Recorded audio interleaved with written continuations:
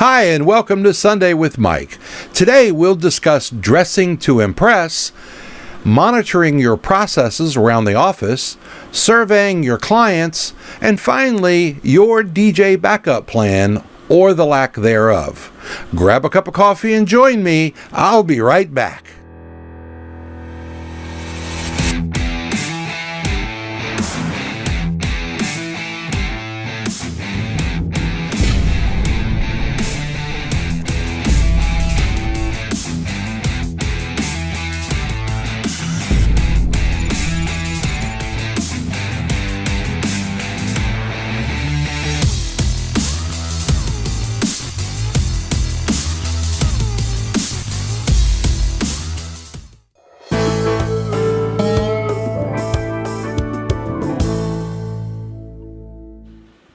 Welcome back.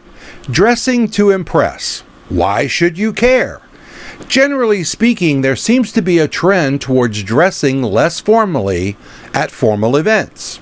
I see people in weddings in blue jeans, and the whole idea of formally dressing up for a wedding seems to be giving way to being more comfortable.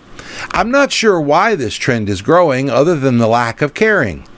For example, the bride and groom are not dressing down. They're dressed up just as formal as they've ever been. The bridal party isn't dressing down either. There they are, all polished in their formal wear and ready to party. As we look around the room, we see the waitstaff, and they're all dressed up too. So the only ones that tend to be dressing down are the guests and sometimes the DJ or the band. I've seen plenty of badly dressed DJs and band members, shirt tails hanging out, tennis shoes, shorts, baseball caps, polo shirts, khakis, and the list goes on and on. DJs certainly cannot control what the guests wear to an event, but you can control what you wear to an event. Your comfort isn't really anybody else's concern that might be observing you. All they know is that you weren't properly dressed, and poof, just like that, you've lost a potential client before they even bother to ask you for a card. Dressing to impress is where you want to be. You want to have your shoes polished, your pants and button-down shirt pressed, neat and clean haircuts and beards. Start taking more pride in your appearance and watch your bookings start going up. I'll be right back. DJ Event Planner will change the way you manage and run your business. Streamline all of your procedures and software into one easy-to-manage system. DJ Event Planner, the ultimate online planning tool.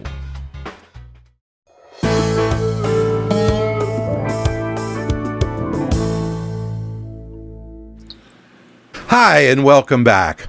Our next segment is on monitoring your processes. What exactly is that, and why do you need to monitor them? You know, every business has processes. It's how things get done. So what are your processes? Do you give quotes for events? Yes, of course you do. Great. How many? What kind of events? How many do you book compared to how many quotes you give out? What's your ratio? How many quotes turn into a meeting? How many of those sign a contract and become a client? How can you streamline your business to make it run more smoothly? What products do you need to add to make your services more competitive? What services do you need to retire because they're no longer making you any money? Have you updated your printed materials lately? What about your website and social media accounts? You know, running a business is serious work. If you don't monitor how all of the parts and pieces to your business come together and make it work, then you won't have a clue what to fix when it's broken. Don't let your business just try to run itself. It will never work. You need to be in charge and monitor all of the processes to keep your business running smoothly. I'll be right back.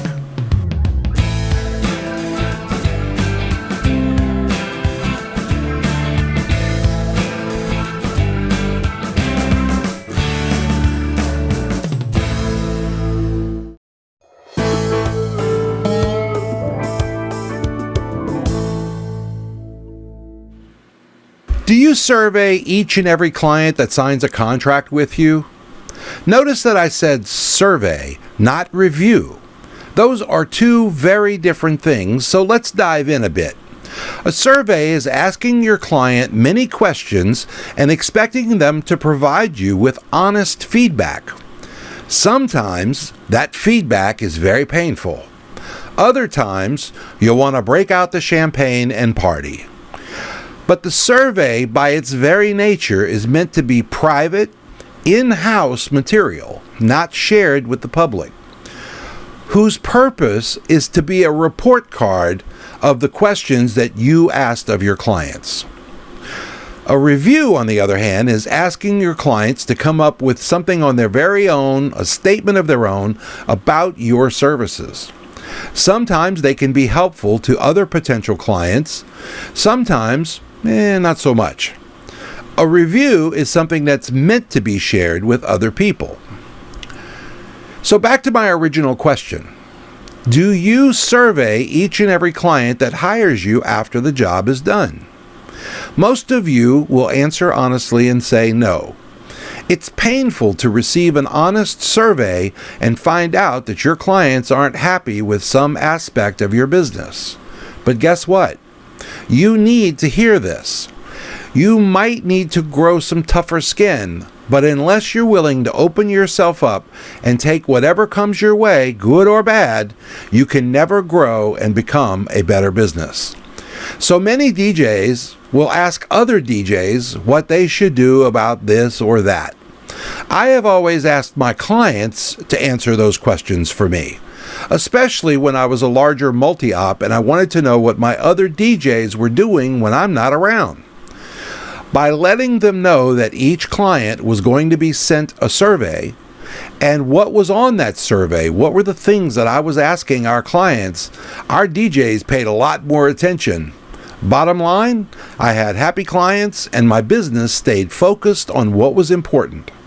So the next time you really want to know how your business is doing, don't ask another DJ, ask your clients. I'll be right back.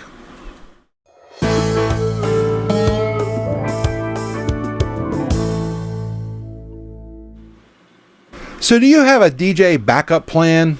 I'm not talking about your gear or your laptop. I'm talking about you.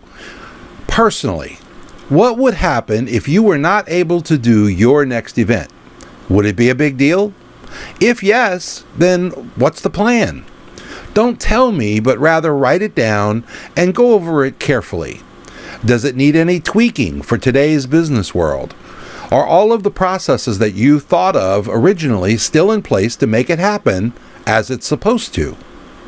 You know, I had to be replaced within an hour to cover a Christmas party about 12 years ago, and it opened up my eyes to this area, and I try to keep on top of this. This year, I had to help bail out another DJ that ran into a problem with one of his weddings. It's easy to think that we're invincible and that nothing is going to happen to us. People get into accidents every day. People get sick every day. I'm not suggesting that you won't live a long and healthy life, but what happens if something does happen? Your business and your clients deserve some time to work out a suitable strategy with some of your DJ friends and some family members to make sure that if you promise to take care of someone's special event, then you should do all that you can to keep that commitment. That's going to be my show for today. I'll be back next week with all new topics to help you and your business. Be sure to give me your thoughts on today's show down in the comments section down below. And don't forget to give us a thumbs up if we've taught you anything new at all. If you want to get in touch with me, you can find me on Facebook, and we'll share that link down in the description column. So until next Sunday, my name is Mike Schnauder. Be safe, and thanks for watching.